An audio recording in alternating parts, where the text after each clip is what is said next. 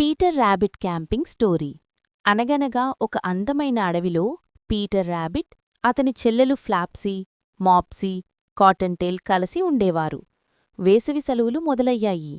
అప్పుడు పీటర్ ఒక అద్భుతమైన ఆలోచన చెప్పాడు. మనమందరం సరస్సు దగ్గరికి క్యాంపింగ్కి వెళ్ళొద్దామా? వావ్, చాలా బాగుంటుంది.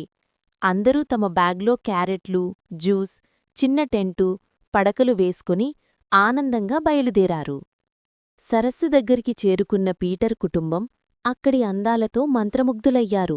ఆకాశం నీలంగా ఉంది, నీళ్లు గుల్లగా మెరుస్తున్నాయి, పూలు మెల్లగా వాలుతున్నాయి. కాటన్టేల్, ఇక్కడే మన టెంటు వేసుకుందాం. అందరూ కలిసి చిన్న పసుపురంగు టెంటు కట్టారు. సాయంత్రం అయ్యేసరికి పీటర్ చిన్న చెక్కలు తేవగా ఫ్లాప్సీ వెలుగులు పెట్టింది. అందరూ క్యాంప్ఫైర్ చుట్టూ కూర్చొని పాటలు పాడారు, కథలు చెప్పారు.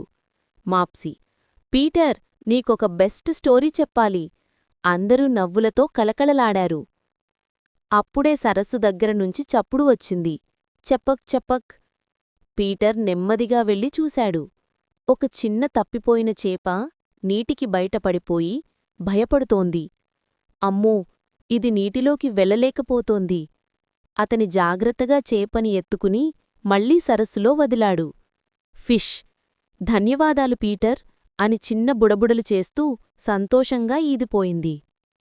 రాత్రి ఆకాశం నక్షత్రాలతో నిండిపోయింది. పీటర్, ఫ్లాప్సీ, మాప్సీ, కాటన్టేల్ కలసి ఆకాశాన్ని చూస్తూ పడుకున్నారు. పీటర్, ఇప్పటివరకూ చూసిన అందమైన రోజు ఇదే. అందరూ ముద్దుగా నవ్వుకున్నారు. మరుసటి రోజు ఉదయం అందరూ తమ టెంటు అట్టేసి, చెత్త ఏమీ ఉంచకుండా శుభ్రం చేసి ఇంటికి బయలుదేరారు. ఫ్లాప్సీ, మళ్ళీ త్వరలో క్యాంపింగ్కి వెళ్ళాలి. అందరూ అవును అంటూ చప్పట్లు కొట్టుకున్నారు.